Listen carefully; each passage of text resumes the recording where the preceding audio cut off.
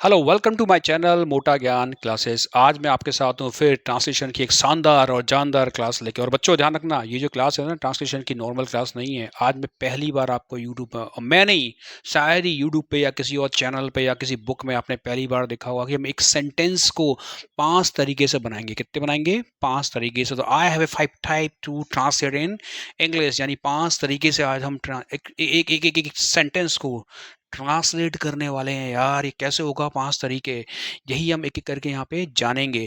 और बच्चों ऐसा मैं इसलिए कर रहा हूँ, ऐसा नहीं कि मैं ऐसे ही इसको 5 तरीके से पढ़ा रहा हूँ। इसका रीज़न ये है कि जब हम इंग्लिश बोलते हैं किसी के साथ, तो ये इम्पोर्टेंट है सुनना, सुनना इम्पोर्टेंट है। भाई आपने एक ही तरीका सीखा है, सामने वाला दूसरे तरीके से बोल सकता है, तीसरे तरीके से बोल सकता है, चौथे तरीके से बोल सकता है। अगर आपको सारे तरीके नहीं आते हैं, तो आपका कम्युनिकेशन स्किल कहीं न कहीं पे रुक जाएगा। और ये तो बच्चों बिल्कुल भी अच्छी बात नहीं है कि आप कहीं पे अटक जाएं, कहीं पे रुक जाएं। दूसरा, जो लोग कॉम्पिटिटिव एग्जाम की तैयारी करते हैं या बोर्ड के एग्जाम की तैयारी करते हैं, तो उनको भी प्रॉब्लम होती है, क्योंकि उनको सेंटेंस को ट्रांसलेट करने को आता है, हिंदी से इंग्लिश करने को आता है या इंग्लिश से हिंदी करने को आते हैं, और आपको नहीं आते हैं, तो आपके एग्जाम में नंबर भी मारे जाएंगे, चाहे कॉम्पिटिटिव के हों चाहे वो आपके बोर्ड के पेपर हों। तो इन सभी का सोल्यूशन लेके मैं आया हूँ, और आपको प्रूव करूंगा कि इंग्लिश सेंस से बोली जाती है, रट के नहीं बोली जाती है।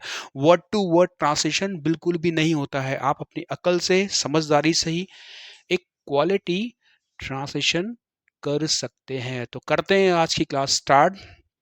Look at here on the board and I'll teach you one by one how to translate in English।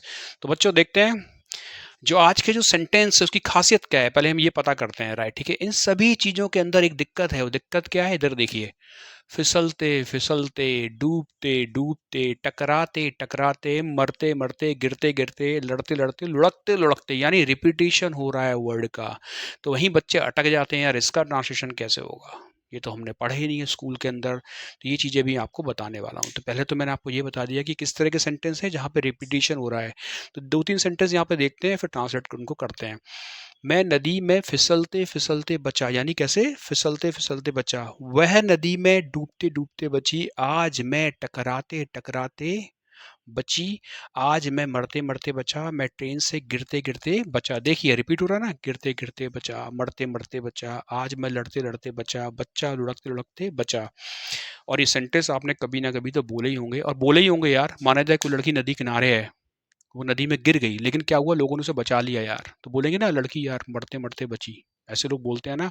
आप ट्रेन में चढ़ रहे हैं, एकदम से आप ऐसे हो गए, गिरने लगे, लेकिन आप बच गए, तो आप बोलेंगे ना, आज तो यार मैं मरते मरते बचा, गिरते गिरते बचा। तो डेली रूटीन में ये सेंटेंस बोले ही जाते हैं। और 5 तरीके हैं मेरे पास इसको इंग्लिश में ट्रांसलेट करने का। करते हैं वन बाय वन ट्रांसलेट। तो समझ गए खासियत क्या है? फिसलते फिसलते रिपीट हो रहे हैं। राइट, ठीक है।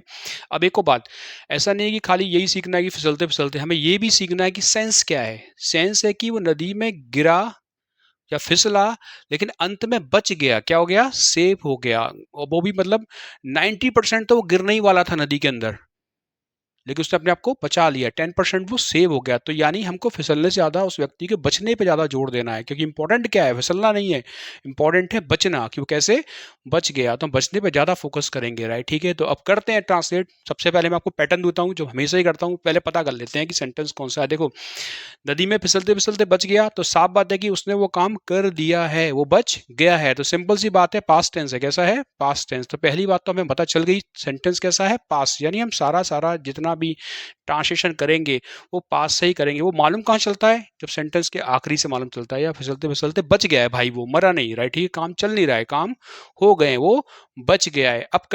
अब करते हैं बच्चों इन टेंस को इंग्लिश में ट्रांसलेट, वो भी कितने तरीके से? 5 तरीके से, पूरे 5। तो पहले लेते हैं फर्स्ट तरीका। तो देखिए बच्चों, पहला तरीका क्या है? सबसे पहले आप लेंगे सब्जेक्ट, वो तो आपको लेना ही होता है। उसके बाद लेंगे narrowly. Narrowly is so important. उसके बाद लेंगे स्केप्ड। स्केप्ड में सेकंड फॉर्म क्यों लगाया? क्योंकि पास्ट है भाई। और फिर लेंगे वर्ब का फोर्थ फॉर्म। अच्छा, वर्ब का फोर्थ फॉर्म क्या होता है? जिन बच्चों को पता नहीं उनको बता दूं। जैसे गो होता है, उसमें आईएनजी लगा लो। गोइंग, प्ले होता है। यानी फोर्थ फॉर्म बनाने के लिए वर्ब में आपको आईएनजी लगाना होता है। गो का गोइंग, प्ले का प्लेइंग, सिंग का सिंगिंग, इसको वर्ब का फोर्थ फॉर्म बोलते हैं। अब करते हैं ट्रांसलेट इस पैटर्न के हिसाब से। मेरा फर्स्ट पैटर्न है जो मैंने यहाँ पे बना दिया है। अब कुछ नहीं करना है, सेंटेंस को जब हमको इंग्लिश में ट्रांसलेट करना है तो हमको V4 चाहिए बस, बाकी ये रिपीट होगा। सब्जेक्ट, नैरोली, एस्केप्ड और वर्ब का फर्स्ट फॉर्म। थोड़ा सा समझ लेते हैं ये कैसे हमने इसको बनाया है। तो देखो बच्चों, मैं नदी में फिसलते फिसलते बचा, वह नदी में डूबते डूबते बची। तो ये सेंटेंस अच्छा है, नदी में डूबते डूबते बची। तो देखो, वो बच गई है, बचने को इंग्लिश में बोलते हैं एस्केप्ड। क्या बोलते हैं? एस्केप्ड। और नैरोली का मतलब होता है बाल बाल बचना, यानी बाल बाल का मतलब ये है कि 90% तो वो डूबने ही वाली थी। कितना? 90%। 10% बच गई। बचना हमारे लिए बहुत इंपॉर्टेंट है लाइफ में, हर जगह से बचना, इसलिए हमने क्या लगाया? नैरोली लगाया। अब करते हैं इसे इंग्लिश में ट्रांसलेट। तो पहला सेंटेंस क्या है? मैं नदी में फिसलते फिसलते बचा। तो देखो, सब्जेक्ट की जगह तो अब आई लगाएंगे, सब्जेक्ट कुछ भी ले सकते हैं। और अब हमको क्या चाहिए? खाली वर्ब चाहिए। क्या चाहिए? वर्ब। फिसलने का जो मीनिंग होता है स्लिप, और इन माने इनटू, और नदी माने रिवर। बस इतना ही करना है हमको। तो फिसलना लेना है हमको, यहाँ पे लगाएंगे स्लिपिंग। बस पहला वर्ब मुझे मिल गया और सेंटेंस ट्रांसलेट होके तैयार हो गया। तो बनाते हैं, I narrowly escaped sleeping into river. इतने आसानी से इसे हम इंग्लिश में ट्रांसलेट कर सकते हैं। अगला सेंटेंस देखते हैं, वह नदी में डूबते डूबते बची। भाई डूबने का वर्ब क्या है? इसको बोलते हैं ड्राउन। क्या बोलते हैं? ड्राउन बोलते हैं। क्या बोलते हैं? ड्राउन। तो भाई इसमें आईएनजी लगाएंगे तो क्या हो जाएगा? मैं लिख देता हूं यहाँ पे, ड्राउनिंग। क्या हो जाएगा? ड्राउनिंग। क्या हो जाएगा? ड्राउनिंग। करते हैं ट्रांसलेट, वह नदी में डूबते डूबते बची। तो वह की पहले इंग्लिश बना लो भाई, वो तो सी होता है, आई की जगह यहाँ पे सी रख लो। बाकी पैटर्न वैसी के वैसा रिपीट होगा। She narrowly escaped drowning into river. कितना आसान है, इसको याद करना है बस, बाकी तो वर्ब ढूंढनी है और कुछ भी नहीं करना है हमको। राइट, ठीक है, कितना आसान है। राइट, ठीक है।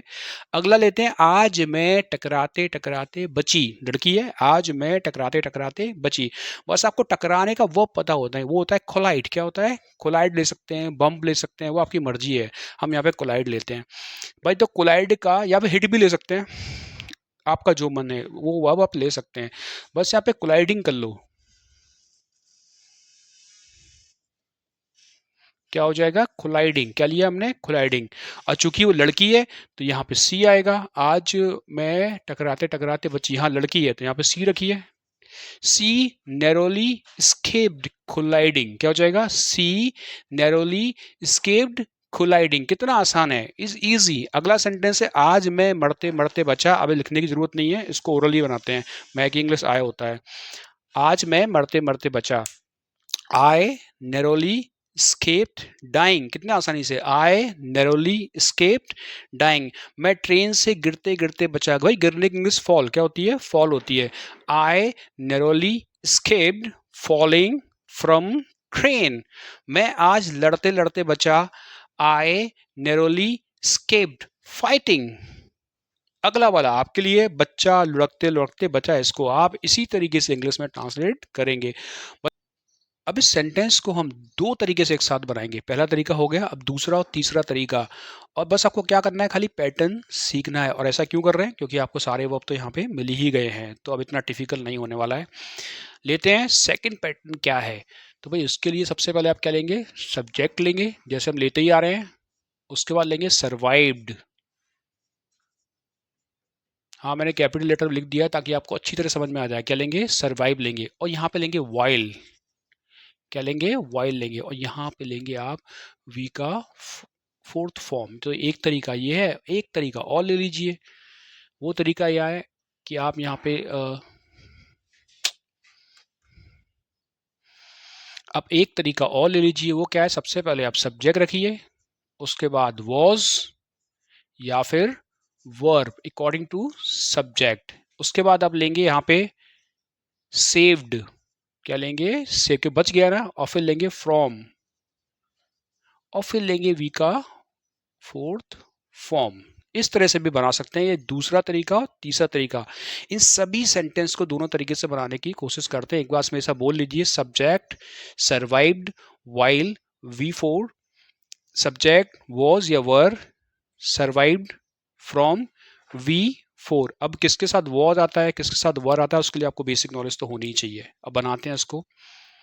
मैं नदी में फिसलते फिसलते बचा। तो भाई फिसलने का आपको पता ही है, मैंने बता दिया आपको स्लिप, तो आपको लेना है स्लीपिंग। क्या लेंगे? स्लीपिंग। तो I survived while sleeping into river. आराम से बनाइए। यहां लीजिए I was survived from sleeping into river, खाली आपको वर्ब चाहिए। वह नदी में डूबते डूबते बची, तो वह की जगह सी आएगा। She survived while drowning into river. He was survived from drowning into river. आज मैं टकराते टकराते बची।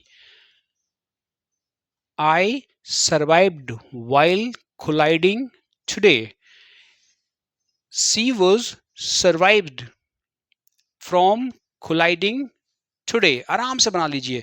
आज मैं मरते मरते बचा। I survived while dying today. और क्या इसमें मैं है? I was survived from dying today. मैं ट्रेन से गिरते गिरते बचा। गिरने के तो आपको पता है फॉल है, लगा लीजिए। I survived while falling from train. He was survived from falling train. I was survived from falling train. अगर बहुत लोग हैं तो they were survived from falling from train. आराम से बना सकते हैं, राइट? ठीक है।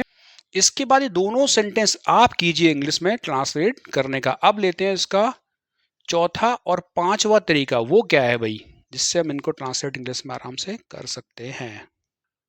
अब लेते हैं इसका चौथा तरीका। चौथा तरीका क्या है इसको इंग्लिश में ट्रांसलेट करने का? तो चौथा तरीका क्या है उसको देखते हैं। तो वही भाई, सबसे पहले आप सब्जेक्ट लीजिए, वो तो कंपलसरी है। उसके बाद लीजिए आप ऑलमोस्ट। क्या लीजिए? ऑलमोस्ट लीजिए। और ऑलमोस्ट के बाद लगाइए वर्ब का सेकंड फॉर्म। अब हमें क्या क्या चाहिए? खाली सब्जेक्ट तो यहाँ पे दिए, खाली सेकंड फॉर्म चाहिए। वो सेकंड फॉर्म आपको पता होना चाहिए। तो पहला सेंटेंस लेते हैं। मैं नदी में फिसलते फिसलते बचा। तो मैं की इंग्लिश तो आई होगी, और यहाँ पे वर्ब का सेकंड फॉर्म लिखिए। स्लिप का होता है स्लिप्ड। क्या होगा?